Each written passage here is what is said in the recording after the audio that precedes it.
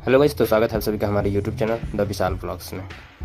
जब से भारत ने पाकिस्तान के खिलाफ ऑपरेशन सिंदूर चलाया है तब से अमेरिका के राष्ट्रपति डोनाल्ड ट्रंप ने इस युद्ध को रुकवाने का क्रेडिट लेने के लिए भारत को बार बार ट्रेड का धमकी दिया और ट्रेड के रूप में टैरिफ को दिन प्रतिदिन बढ़ाते हुए भारत को ट्रेड के मामले में धमकाने का बार बार कोशिश कर रहे हैं।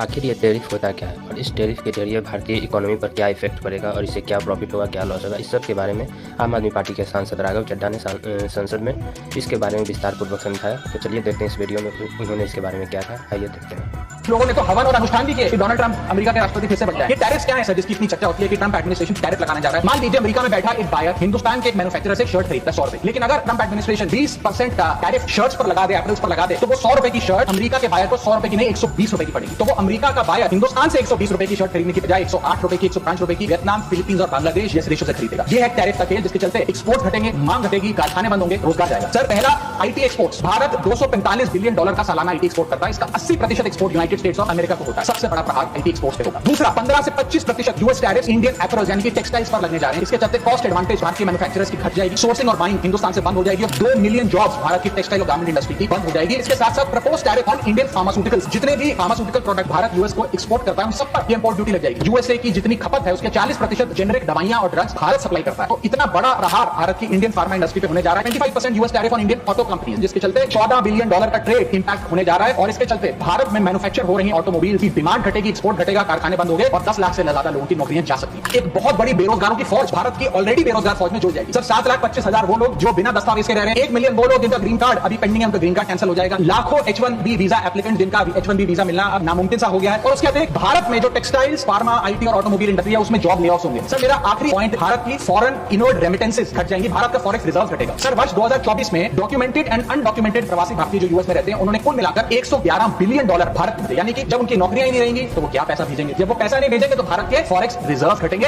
और फॉरेक्स रिजर्व घटने की वजह से रुपया और कमजोर होगा और डॉलर और मजबूत होगा। सर भारत की कॉर्पोरेट टैक्स कलेक्शंस में 3 से 4 हजार करोड़ का नुकसान होने जा रहा है और इन्फोसिस, टीसीएस जैसी बड़ी बड़ी कंपनियां अब 80 से 90% अमेरिकी लोगों को नौकरियां देंगी। भारतीय जो H1B वीजा पे वहां काम कर रहे हैं उनको निकालने का काम शुरू होने जा रहा है। कुछ लोगों ने तो हवन और अनुष्ठान भी किए कि डोनाल्ड ट्रंप अमेरिका के राष्ट्रपति फिर से बन जाए, लेकिन उसके बदले हमें हासिल क्या हुआ? पहला झटका जो ट्रंप एडमिनिस्ट्रेशन ने दिया वो भारत को दिया।